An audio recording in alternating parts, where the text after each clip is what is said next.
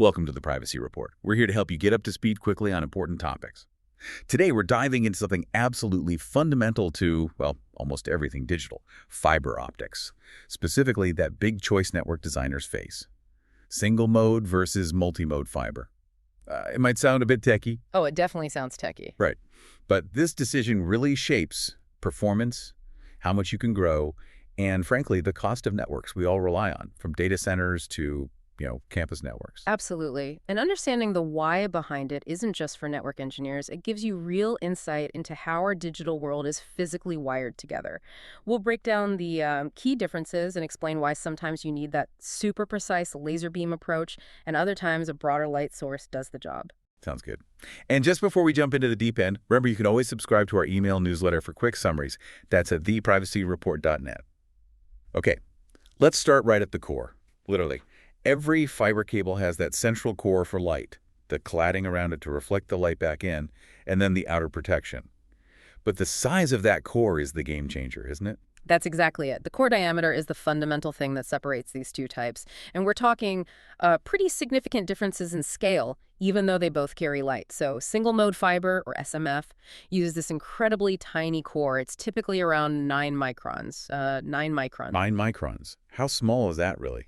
Think maybe about the width of a single strand of spider silk. It's really, really fine. Wow. Okay. And this tiny size, it basically forces the light signal to travel in, well, essentially a straight line, just one path or a single mode. In multimode fiber, MMF is the opposite, that much bigger core. Exactly. And the MMF cores are way larger, usually 50 microns, sometimes 62.5 microns. So still tiny to us, but compared to 9 microns. Oh, vastly bigger in relative terms, yeah. The area is much greater.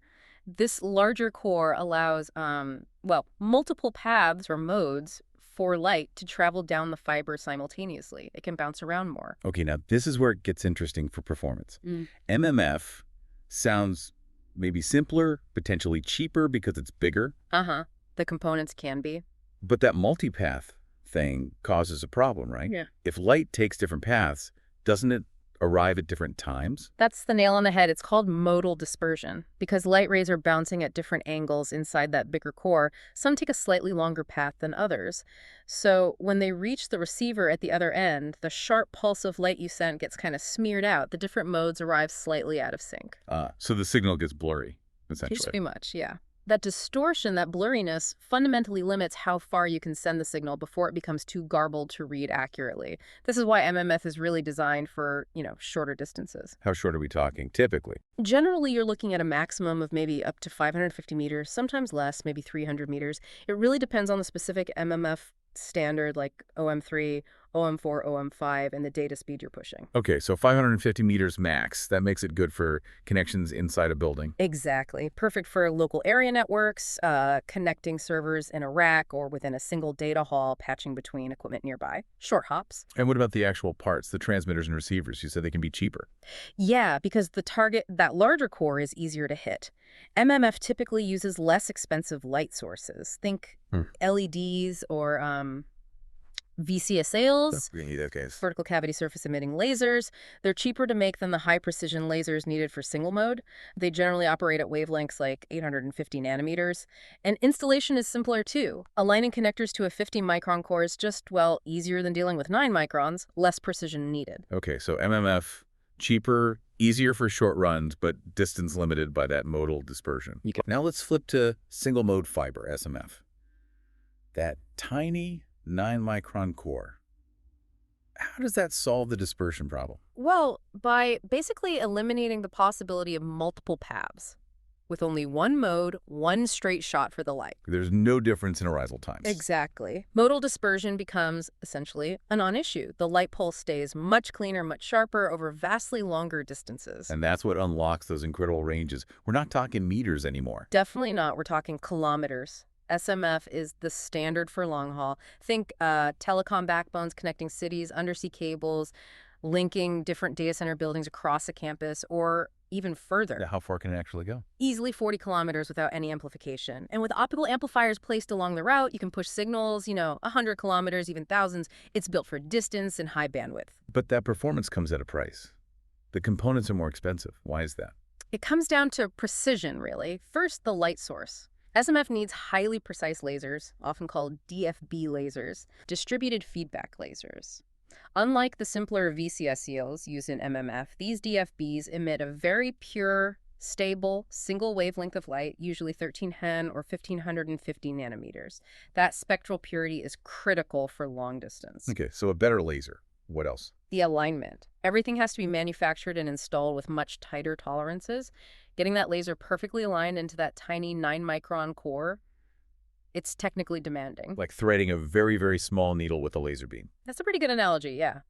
So the transceivers, the connectors, they all cost more because of that required precision engineering. Installation also needs more care. Okay, let's crystallize the big trade-offs here. We've got cost, distance, and maybe future-proofing or bandwidth potential. Those are the key three, definitely. Cost-wise, MMF wins up front. The cables, the transceivers, they're cheaper to buy initially, but SMF absolutely dominates on the distance and bandwidth front. It gives you this massive bandwidth distance product. You can run 100 gig, 400 gig, even 800 gigabits per second or potentially more over those long distances using standard, simple fiber pairs. Whereas MMF struggles with higher speeds over distance. It really does. MMF can do 100G, maybe even 400G, but typically only over very short distances, like maybe tens of meters. And often it requires using parallel optics. Parallel optics, what's that? Instead of one fiber sending and one receiving, you might need, say, 8 fiber sending and 8 receiving simultaneously, all bundled into one complex connector like an MPO. So more fibers, more complex connectors just to handle the speed because of that dispersion limit. Exactly. And that complexity, the cost of those multi-fiber transceivers and managing all that extra cabling, it can quickly eat up any initial savings you made by choosing MMF hardware. So the long-term view is crucial. If you think you'll need higher speeds down the road, then SMF starts looking much more attractive from a total cost of ownership perspective. You invest more upfront, yes, but you gain enormous headroom for future upgrades without needing to rip and replace or deploy complex parallel solutions. Plus, for really long runs, SMF avoids the need for costly signal repeaters that MMF might require. It sounds like choosing MMF could mean taking on significant technical debt if you anticipate growth. That's a very good way to put it, yeah. If you expect your network needs to grow beyond 100G or stretch beyond a few hundred meters, SMF is often the more prudent long-term investment. What about installation? That precision alignment for SMF sounds tricky. Is it still a major headache for technicians? It definitely used to be. You needed highly skilled people doing delicate fusion splicing in the field. It was slow and expensive. But things have improved. Oh, significantly. The big game changer has been pre-terminated cable assemblies. Meaning the connectors are attached and polished to the fiber ends in a controlled factory environment where they can guarantee that precise alignment. Okay. So the technician on site isn't doing that super delicate alignment. They're essentially just plugging in a factory-tested cable. It's made deployment much, much easier and more reliable for both SMF and MMF, frankly.